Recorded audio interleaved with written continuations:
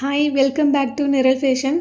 என்னோடய சேனல் உங்களுக்கு பிடிச்சிருந்ததுன்னா லைக் பண்ணுங்கள், கமெண்ட் பண்ணுங்கள், ஷேர் பண்ணுங்கள். மறக்காமல் சப்ஸ்கிரைப் பண்ணுங்கள், பெல் பட்டனையும் கிளிக் பண்ணிவிடுங்க. வாங்க வீடியோக்குள்ளே போகலாம். இன்றைக்கி என்ன பார்க்க போகிறோன்னா, இந்த டிசைன் தான் கஸ்டமர் கேட்டிருந்தாங்க.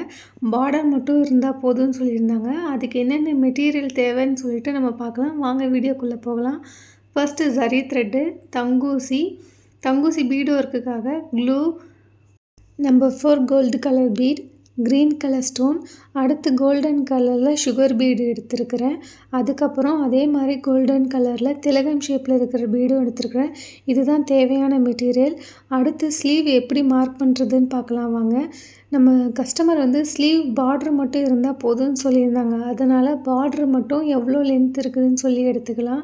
பார்டரோட சுற்றளவு ஸ்லீவோட சுற்றளவு 4.5. ஸ்லீவோட லென்த்து தேவையில்லை. இப்போ எப்படி மார்க் பண்ணுறதுன்னு பார்க்கலாம். ஃபஸ்ட்டு ஸ்லீவோட சென்ட்ரு பாயிண்ட்லேருந்து ரைட் சைடும் லெஃப்ட் சைடும் 4.5 மார்க் பண்ணிவிட்டு ஸ்கேல் வச்சு ஒரு கோடு போட்டுருங்க. அப்போ தான் ஐடென்டிஃபிகேஷனுக்கு நல்லாயிருக்கும். ஃபர்ஸ்ட்டு எப்பயும் போல் செயின் ஸ்டிச் கொடுத்து 2 லைன் கம்ப்ளீட் பண்ணி முடிச்சுக்கலாம். நான் கோல்டன் கலர் ஜரி த்ரெட் எடுத்துருக்கிறேன்.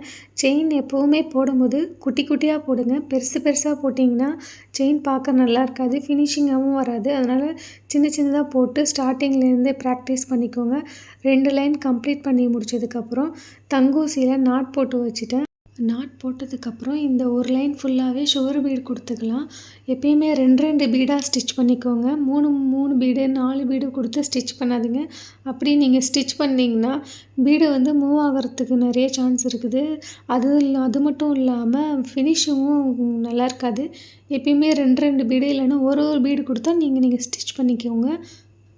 ஸ்லீவோட சென்ட்ரு பாயிண்ட்லேருந்து ரைட் சைடும் லெஃப்ட் சைடும் 1.25 இன்ச்சுக்கு மார்க் பண்ணிக்கோங்க.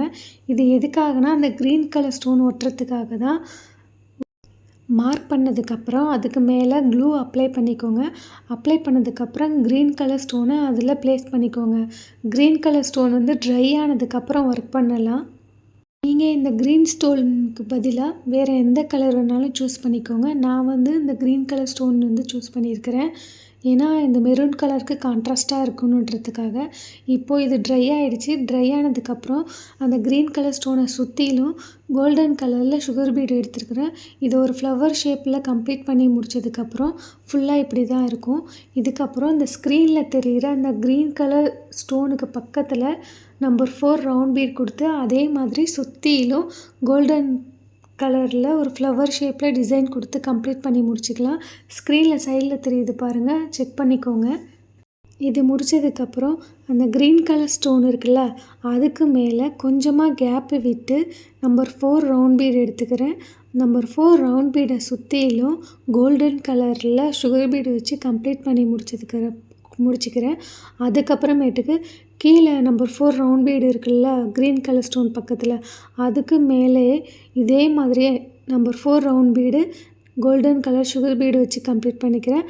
இதே மாதிரி மேலே இருக்கிற லைன் ஃபுல்லாகவே நம்பர் 4 ரவுண்ட் பீடும் சுகர் பீடை வச்சியுமே ஃபுல்லாக கம்ப்ளீட் பண்ணி முடிச்சிடலாம். கம்ப்ளீட் பண்ணதுக்கப்புறம் இந்த டிசைன் பார்க்க இப்படி தான் இருக்கும்.